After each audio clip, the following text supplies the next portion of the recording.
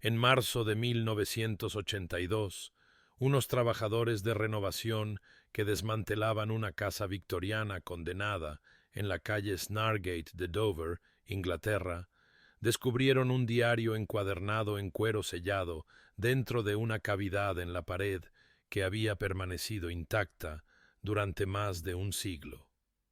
El diario pertenecía a Catherine Whitmore, una niña de 14 años de la familia de un respetado médico, y documentaba las rutinas ordinarias de la vida de la clase media alta en 1876. Pero contenido en sus páginas amarillentas había algo que no debería haber sido posible. Catherine había escrito un relato detallado del ahogamiento de su hermana menor, 3 semanas antes de que Eleanor Whitmore muriera. Cada detalle que registró resultaría ser exacta, imposiblemente preciso. Pero antes de sumergirnos en esta pesadilla, deja un comentario abajo y déjame saber desde dónde estás viendo y qué hora es para ti ahora mismo. Y si eres nuevo aquí y amas las historias escalofriantes, presiona el botón de suscripción. Créeme, querrás recibir notificaciones cuando salga la próxima. Ahora, comencemos.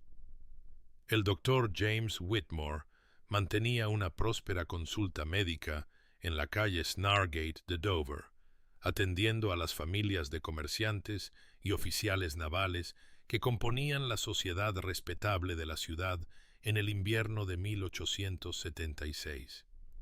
Su hogar reflejaba la cómoda prosperidad de un exitoso médico victoriano. Una casa de 3 pisos con dependencias para el servicio, una sala de consultas bien equipada y una biblioteca que contenía las últimas revistas médicas de Londres y Edimburgo. Su esposa, Margaret, gestionaba la esfera doméstica con la eficiencia que se esperaba de su clase, supervisando la educación y el desarrollo moral de sus 2 hijas. Catherine, a sus 14 años, había alcanzado esa delicada edad entre la niñez y la feminidad, mostrando la disposición seria y la curiosidad intelectual que su padre fomentaba, quizás demasiado para las convenciones victorianas. Su hermana menor, Eleanor, de 11 años, poseía el temperamento vivaz y el encanto natural que la convertían en una de las favoritas de su círculo social. Las niñas compartían un dormitorio en el segundo piso, donde Catherine guardaba su diario en una caja de madera debajo de su cama, llenando sus páginas con la caligrafía cuidadosa aprendida de su institutriz, la señorita Hartford. Las primeras entradas de enero de 1876 documentaban precisamente lo que uno esperaría de la hija de un médico: observaciones sobre los pacientes de su padre, presentadas con detalle clínico, descripciones de las lecciones matutinas de francés y matemáticas, relatos de los paseos vespertinos por el Marine Parade, donde las hermanas observaban llegar los vapores de línea desde Calais. Catherine registró una fiesta de té particularmente agradable el 15 de enero, donde Eleanor interpretó una pieza de piano sin fallos, señalando con orgullo fraternal que su madre había sonreído durante toda la actuación. El 23 de enero describió un servicio dominical en la iglesia de St. Mary, donde el reverendo Thompson pronunció un sermón sobre la providencia y la voluntad divina, un tema que más tarde adquiriría una ironía devastadora. Las entradas revelaban una típica relación de hermanas. Catherine, ocasionalmente molesta por la tendencia de Eleanor a tomar prestadas sus cintas sin preguntar, pero fundamentalmente devota de la niña menor, que la admiraba con una admiración sin complicaciones. Daban su paseo vespertino juntas cada día a las 5 en punto, recorriendo la misma ruta por las estrechas calles cerca del puerto, con Catherine señalando detalles arquitectónicos y Eleanor recogiendo piedras interesantes de la playa de Guijarros. El 2 de febrero, Catherine documentó haber ayudado a Eleanor con sus lecciones de geografía, dibujando mapas de la costa inglesa y explicando los patrones de las mareas que regían el tráfico del puerto de Dover. Todo en estas entradas sugería el paso ordinario del tiempo en un hogar bien ordenado. La caligrafía se mantenía firme y clara.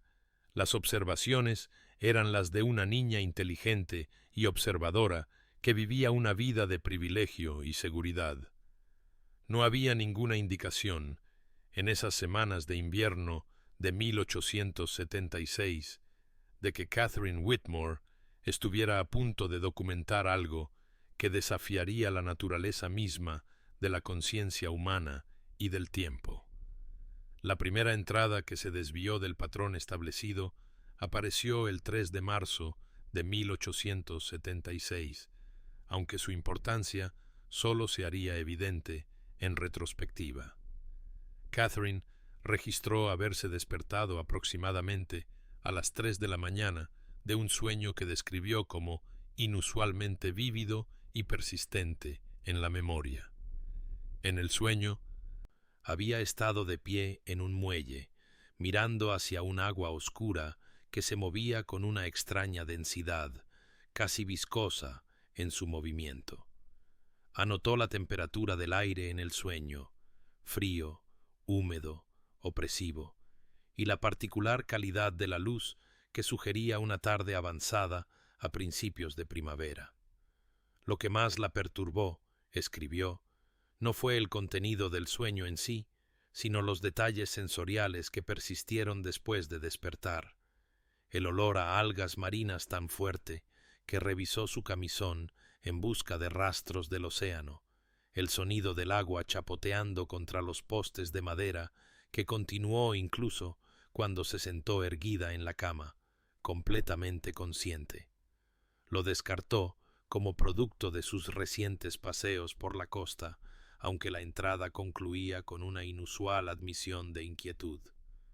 3 días después, el 6 de marzo, documentó otro suceso que le costó articular con su precisión característica. Durante el desayuno, mientras Eleanor contaba una historia sobre sus lecciones matutinas, Catherine experimentó lo que describió como una sensación de frío profundo, como si de repente me hubieran sumergido en agua de mar invernal. La sensación duró aproximadamente 30 segundos, acompañada de dificultad para respirar y lo que ella denominó, tomando prestado del vocabulario médico de su padre, un episodio taquicárdico, su corazón latiendo aceleradamente sin causa aparente. Lo más inquietante fue el olor que acompañó esta sensación, el inconfundible olor del agua del puerto, densa en salmuera y descomposición orgánica, tan potente que le preguntó a Eleanor si lo notaba. Eleanor no lo había notado. Las entradas de la segunda semana de marzo revelaron un patrón creciente de estas experiencias. Catherine comenzó a documentarlas con desapego clínico, creando un catálogo de síntomas que sugería que intentaba comprender una condición médica. 9 de marzo. Experimenté la sensación del agua 3 veces hoy. La duración aumenta. El olor a algas marinas ahora viene acompañado de fenómenos auditivos. El sonido distintivo de las olas, rítmico, insistente. 11 de marzo. Los episodios ahora ocurren con mayor frecuencia en presencia de Eleanor. Esta correlación me perturba enormemente. 13 de marzo. Hoy, durante nuestro paseo de la tarde, mientras estaba a 50 yardas del Puerto Real, sentí la sensación del agua cerrándose sobre mi cabeza. La experiencia fue tan abrumadora que jadeé en voz alta. Eleanor expresó preocupación por mi salud. La caligrafía en estas entradas se mantuvo controlada, pero el contenido revelaba a una niña que intentaba racionalizar algo que no tenía explicación racional. Hizo referencia a los textos médicos de su padre, preguntándose si sufría de una condición neurológica, quizás relacionada con los trastornos nerviosos que a veces diagnosticaba en sus pacientes femeninas. Pero las experiencias sensoriales eran demasiado específicas, demasiado consistentes, demasiado poderosamente reales para ser meras alucinaciones. Algo se estaba manifestando en la conciencia de Catherine, algo que desafiaba el ordenado mundo victoriano en el que vivía. Para el 15 de marzo, las sensaciones abstractas se habían consolidado en algo mucho más específico e infinitamente más perturbador. La entrada de Catherine de esa fecha documentó lo que ella llamó la primera visión verdadera, una experiencia cualitativamente diferente de los episodios sensoriales fragmentarios que la habían precedido. Había estado leyendo en el salón mientras Eleanor practicaba su bordado, una escena doméstica ordinaria que se volvió horrible por lo que Catherine percibió de repente. Su visión, y usó esa palabra deliberadamente, distinguiéndola de un sueño o una alucinación, mostraba a Eleanor suspendida en agua oscura, su cuerpo flotando boca abajo, con los brazos extendidos en una postura que Catherine describió con terrible precisión como aproximadamente a 45 grados de la vertical, sugiriendo un descenso interrumpido por la flotabilidad. El agua que rodeaba a su hermana parecía turbia, de color marrón verdoso, con partículas de sedimento visibles en lo que Catherine estimó era la luz de una tarde avanzada. Lo más significativo fue que podía ver pilotes de madera, postes gruesos incrustados de percebes y algas, posicionados en una configuración que sugería un muelle o una estructura de dársena. La visión duró quizás 10 segundos, pero Catherine la documentó a lo largo de 3 páginas del diario, incluyendo un boceto a lápiz que todavía existe en el diario, una imagen cruda pero inconfundible de una pequeña figura flotando en el agua entre líneas verticales que representan postes. El dibujo, examinado por expertos en documentos en 1982, se confirmó que fue creado en marzo de 1876, coincidiendo con la composición de la tinta y el envejecimiento del papel de las entradas circundantes.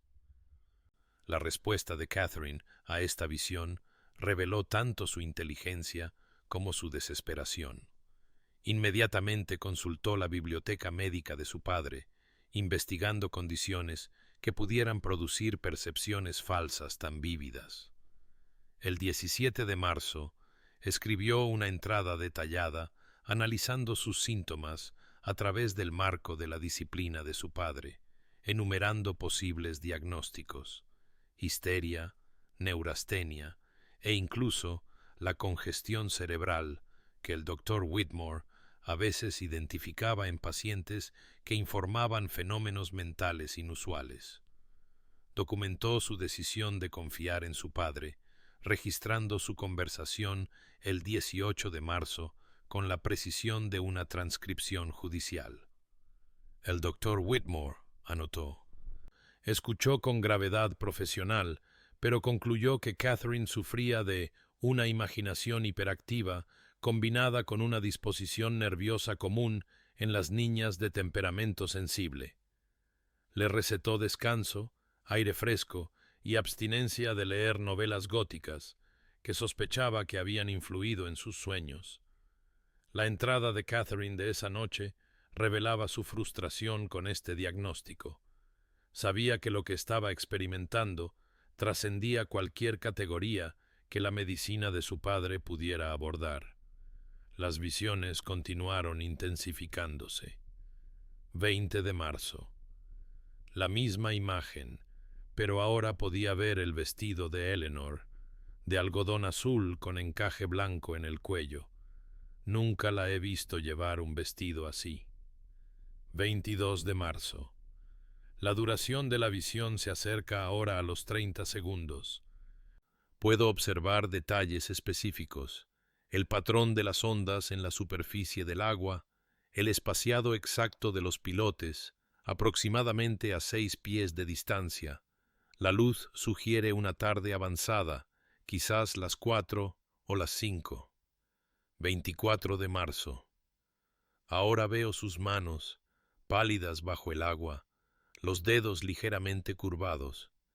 La imagen es tan vívida que debo recordarme repetidamente que Eleanor está viva, sentada frente a mí en el desayuno. La transformación en la comprensión de Catherine ocurrió entre el 25 y el 28 de marzo, documentada a través de entradas que revelaban una mente brillante y aterrorizada, luchando con una realidad imposible. Había comenzado a reconocer que las visiones no eran aleatorias, no eran destellos fragmentarios de un horror imaginado, sino observaciones repetidas de un único y específico evento.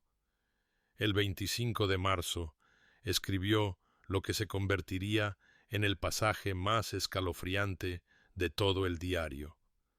No estoy imaginando la muerte de Eleanor, la estoy presenciando. Hay una diferencia fundamental que no había percibido hasta ahora.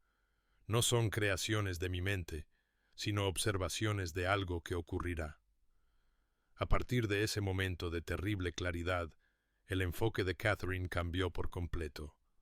Si de hecho estaba percibiendo un evento futuro, entonces la documentación podría servir para prevenirlo o, en su defecto, para proporcionar evidencia de algo que desafiaba toda ley natural.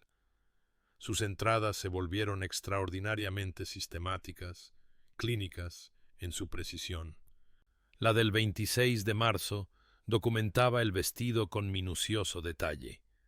No simplemente algodón azul con encaje blanco, sino específicamente un vestido de día con un corpiño ajustado, mangas de pata de cordero y un ribete de encaje tanto en el cuello como en los puños, con un patrón que Catherine esbozó con cuidadosa atención.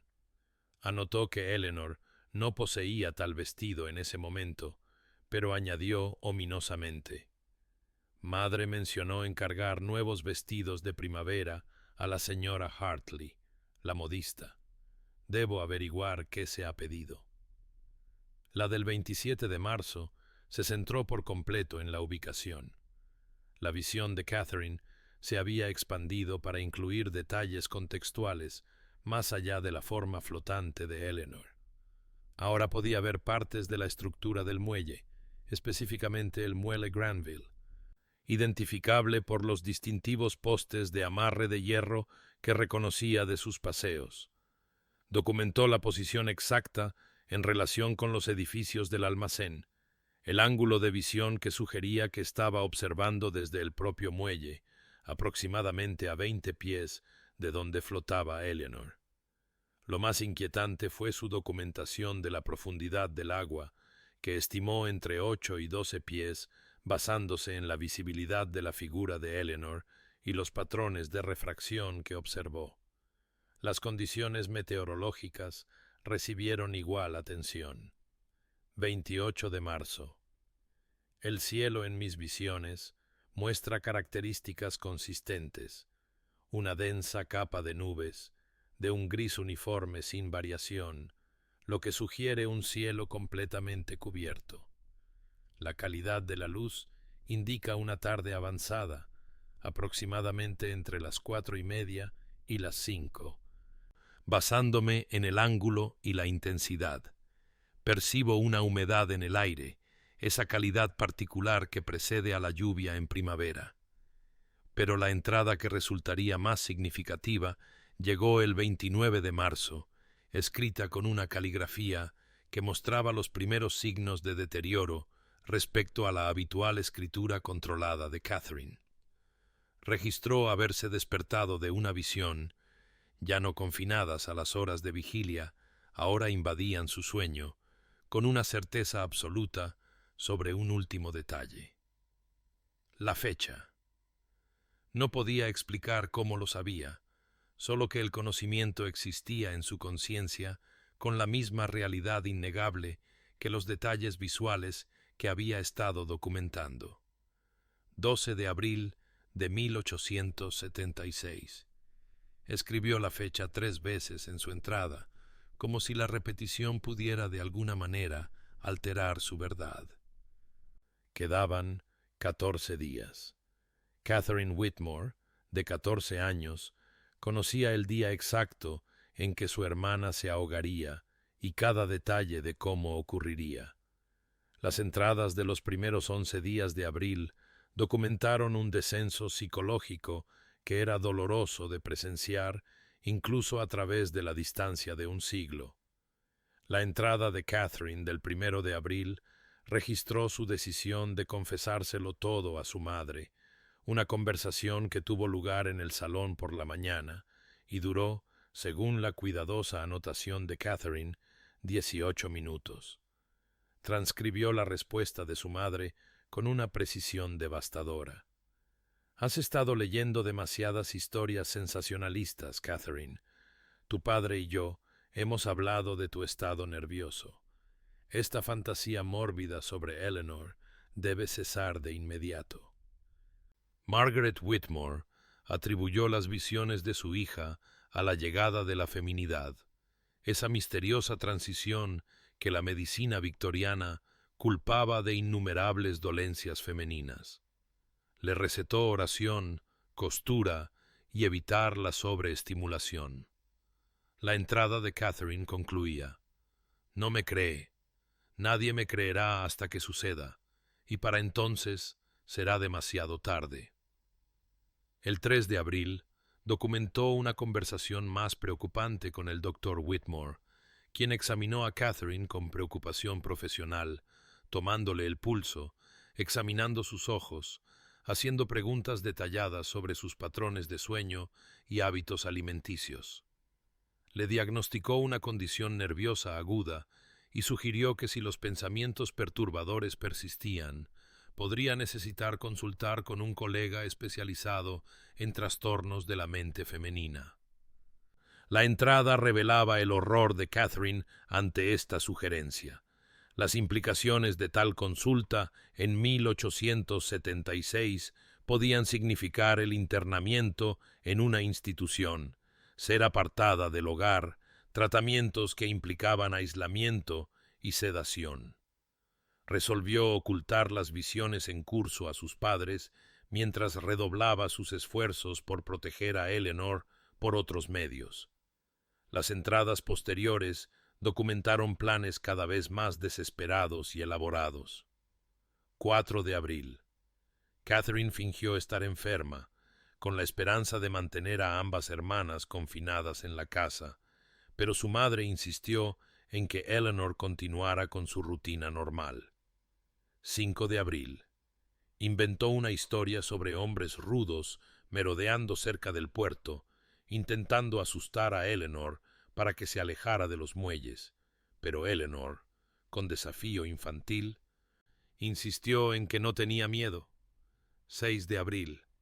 Catherine derramó accidentalmente tinta sobre el vestido nuevo de Eleanor, el de algodón azul con encaje blanco que había llegado de la señora Hartley, exactamente como Catherine había previsto, esperando que su destrucción pudiera alterar de alguna manera la secuencia predeterminada de eventos. Su madre se enfureció y castigó a Catherine con el confinamiento en su habitación. La caligrafía en estas entradas comenzó a deteriorarse notablemente.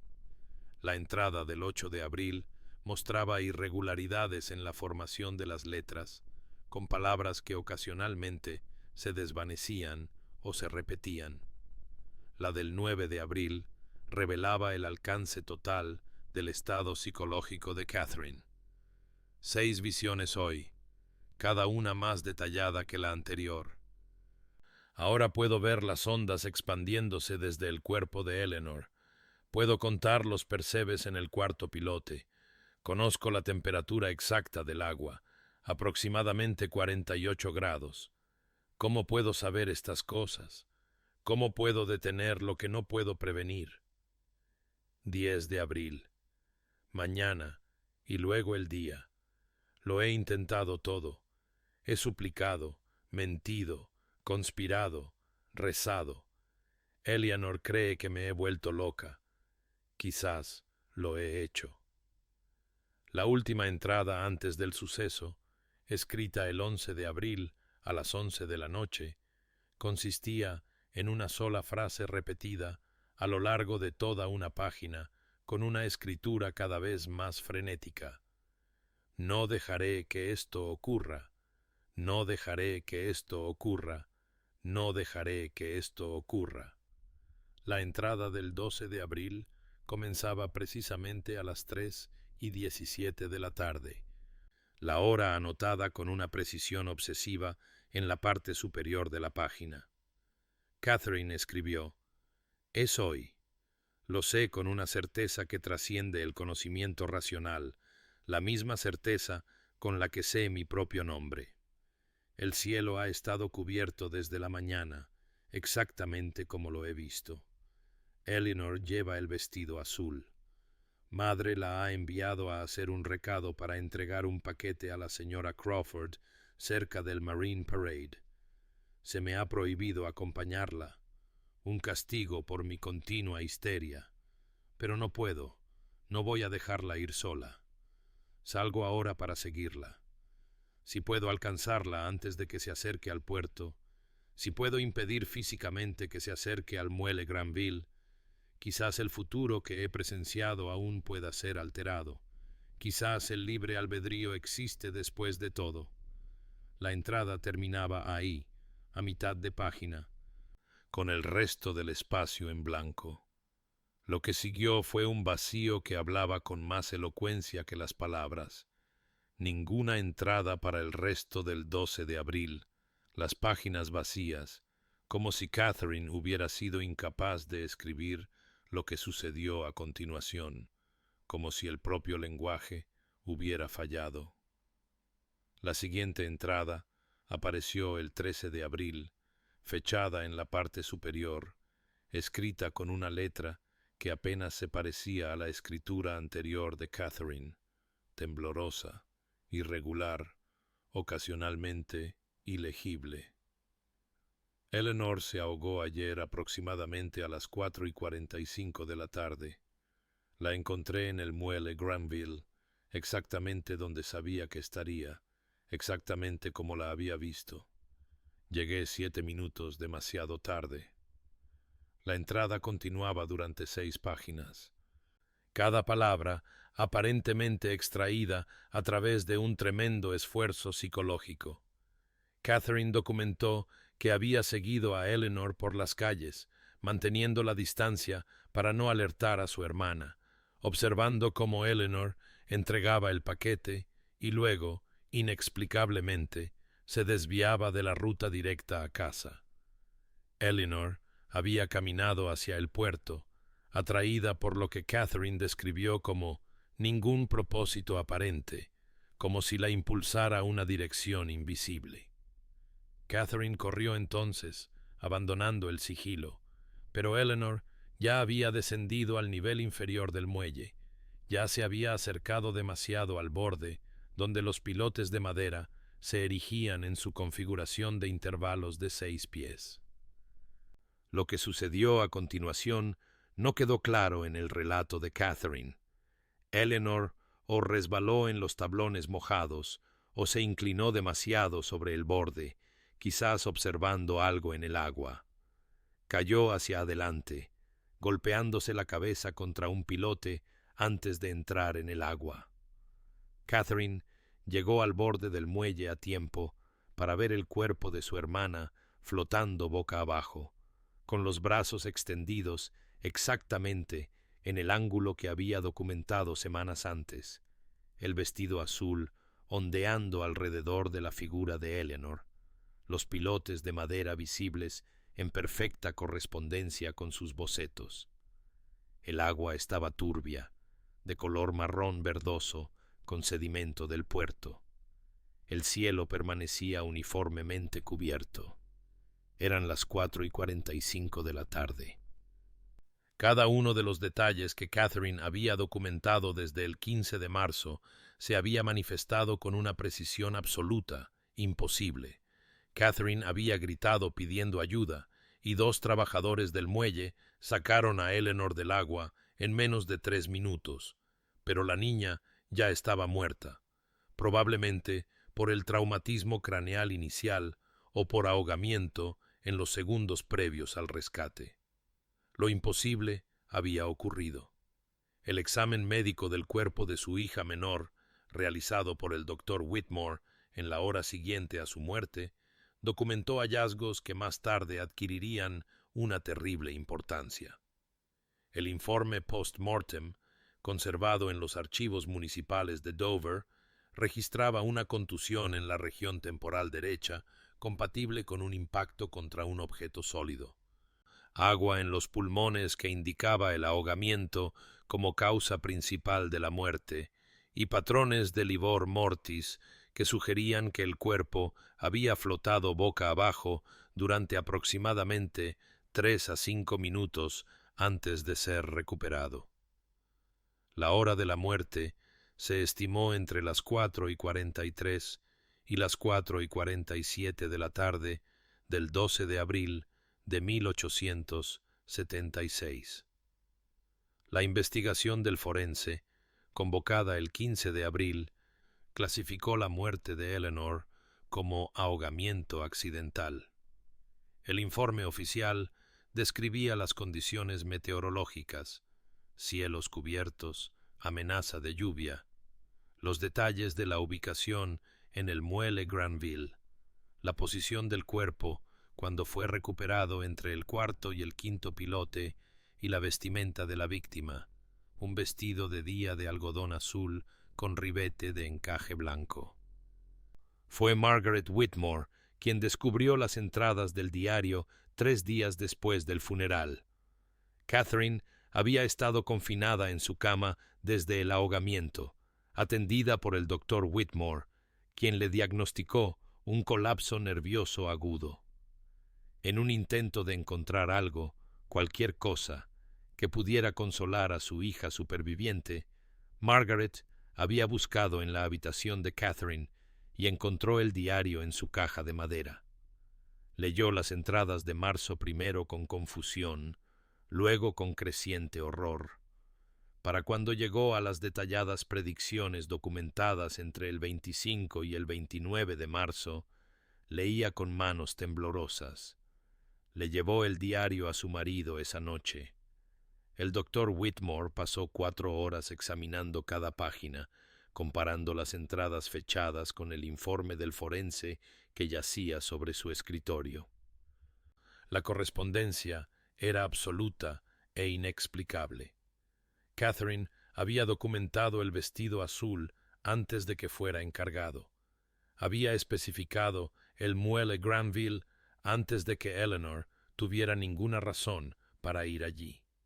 Había registrado el tiempo, la hora, la posición del cuerpo, el espaciado de los pilotes, detalles que coincidían con los hallazgos oficiales con una precisión que desafiaba cualquier explicación racional. Lo más inquietante era la fecha, 12 de abril, escrita de puño y letra de Catherine el 29 de marzo, 2 semanas antes de que ocurriera el suceso.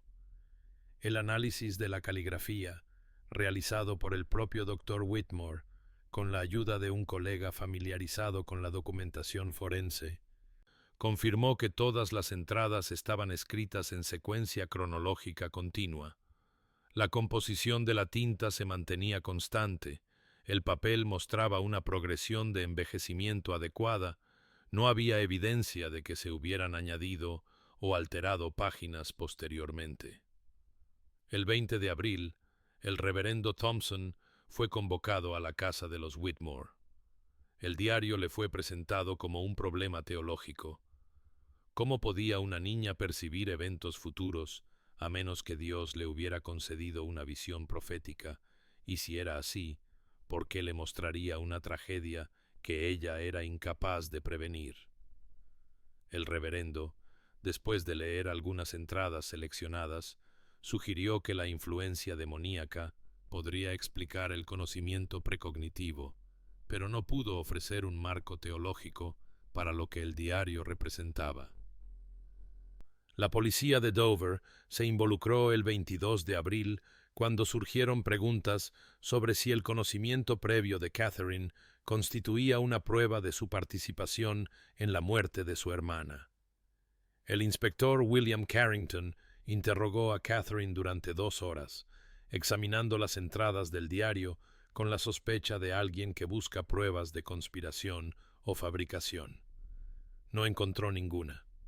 Las fechas fueron verificadas por múltiples testigos que habían visto a Catherine escribir en el diario a lo largo de marzo. Lo imposible seguía siendo imposible, documentado y autenticado, desafiando todo lo que la racionalidad victoriana podía comprender. Las entradas del diario se reanudaron el 3 de mayo de 1876, después de un silencio de 3 semanas tras la muerte de Eleanor. Lo que Catherine documentó en estas entradas posteriores resultaría aún más perturbador que su predicción del ahogamiento en sí. Cuando los investigadores de la Biblioteca Británica examinaron el diario en 1982, realizando un análisis forense exhaustivo con técnicas no disponibles para los victorianos, descubrieron algo que el Dr. Whitmore y el inspector Carrington habían pasado por alto. La capacidad profética de Catherine no había terminado con la muerte de Eleanor. Las entradas del 15 de abril de 1876, 3 días después del ahogamiento pero escritas antes de ciertos eventos posteriores, contenían referencias a incidentes que más tarde se confirmarían a través de la propia documentación retrospectiva de Catherine y de registros históricos independientes. Escribió, el 15 de abril, sobre un incendio que ocurriría en la oficina del capitán del puerto de Dover, en la mañana del 23 de abril, originado en la sala de registros, destruyendo aproximadamente el 40% de los manifiestos de envío que datan de 1871. La edición del 24 de abril de 1876 del Dover Chronicle, conservada en los archivos de la ciudad, informaba exactamente de tal incendio, ocurrido en la hora y el lugar que Catherine había especificado 8 días antes. Aún más inquietantes eran las entradas de mayo, donde Catherine intentaba documentar sus continuas experiencias temporales. 3 de mayo. No estoy segura de cuándo existo. Escribo esta frase el 3 de mayo, pero mientras formo las palabras, estoy experimentando simultáneamente el 17 de junio. Puedo ver la luz de la tarde en el salón en esa fecha futura.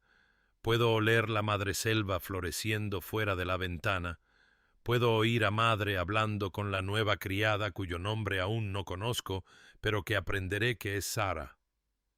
La entrada del 7 de mayo reveló que la criada llamada Sara fue efectivamente contratada el 15 de mayo, exactamente como había indicado la observación temporalmente desplazada de Catherine.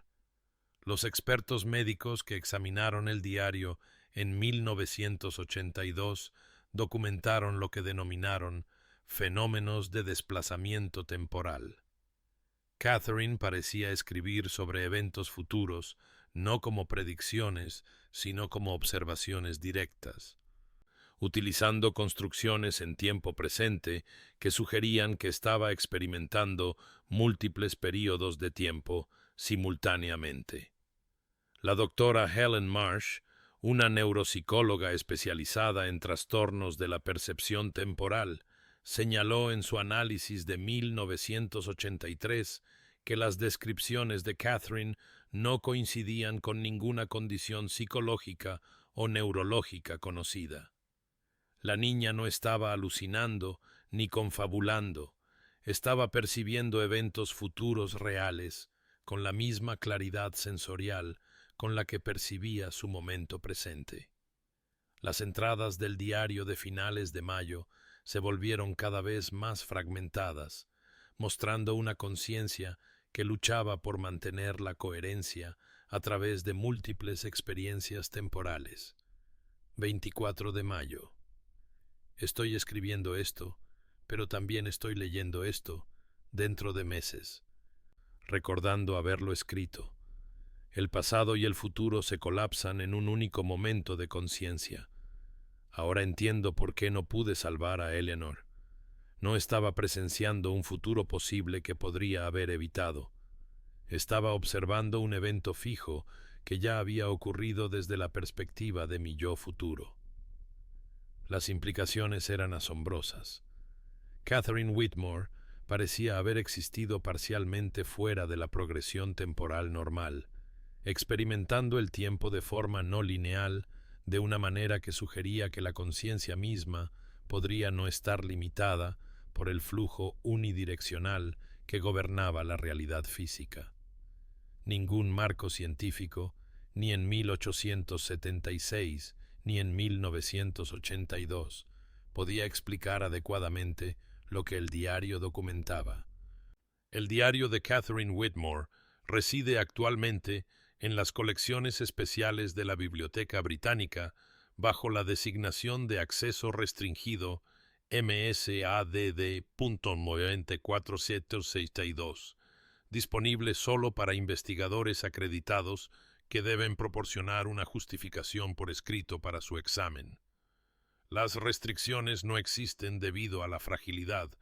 El diario permanece notablemente bien conservado, sino por lo que las notas de adquisición de la institución denominan delicadamente la capacidad del documento para generar controversia improductiva. Entre 1982 y 1991, el diario fue sometido a un extenso análisis forense utilizando tecnologías que a los victorianos les habrían parecido tan imposibles como la profecía de Catherine. El análisis de la composición de la tinta mediante cromatografía de gases, espectrometría de masas, confirmó que todas las entradas fueron escritas con tinta ferrogálica consistente con las formulaciones disponibles en 1876, sin evidencia de diferentes fuentes de tinta que sugirieran adiciones posteriores. El análisis de las fibras del papel reveló patrones de envejecimiento uniformes en todo el diario, sin secciones anómalas. Lo más significativo fue que el examen microscópico de los patrones de compresión del papel, donde la pluma de Catherine hizo contacto con la superficie, mostró una progresión cronológica continua. Cada página llevaba las marcas de presión acumuladas de las páginas pasadas sobre ella en la secuencia precisa que indicaban las fechas. Las entradas que documentaban el ahogamiento de Eleanor estaban escritas en papel que mostraba patrones de compresión de al menos 15 páginas posteriores, prueba física de que fueron creadas antes que las entradas posteriores, no añadidas retrospectivamente. El doctor Robert Finch, el examinador de documentos forenses que realizó el análisis de 1985, concluyó su informe con una franqueza sin precedentes. No encuentro evidencia de falsificación, alteración o adición retrospectiva. El diario parece documentar un conocimiento precognitivo de eventos futuros específicos, una conclusión a la que llego con certeza científica a pesar de su imposibilidad. Los intentos de explicar la habilidad de Catherine han proliferado en múltiples disciplinas, todas ellas finalmente inadecuadas. Los parapsicólogos citan el diario como evidencia de la precognición aunque no pueden explicar el mecanismo. Físicos cuánticos han sugerido teorías que involucran la retrocausalidad o el entrelazamiento cuántico de la conciencia a través del tiempo, marcos que siguen siendo enteramente especulativos. Los psicólogos proponen una coincidencia extrema combinada con un sesgo de selección, pero esta explicación se desmorona al enfrentarse a los detalles específicos y verificados que Catherine documentó con semanas de antelación. Los neurólogos no han encontrado casos comparables en la literatura médica. Catherine Whitmore vivió hasta 1934, muriendo a la edad de 72 años en una casa de campo a las afueras de Dover, sin casarse, sin tener hijos. Sin hablar nunca públicamente sobre el diario que documentó la muerte de su hermana. Las pocas cartas que se conservan de sus últimos años, guardadas en colecciones privadas, revelan a una mujer que vivió tranquilamente, trabajó como profesora de matemáticas y ciencias naturales, y mantuvo un silencio absoluto sobre los acontecimientos de 1876. Solicitó en su testamento que el diario permaneciera sellado hasta 50 años después de su muerte, una petición que se respetó hasta que la demolición de la casa dejó al descubierto la cavidad de la pared donde lo había escondido.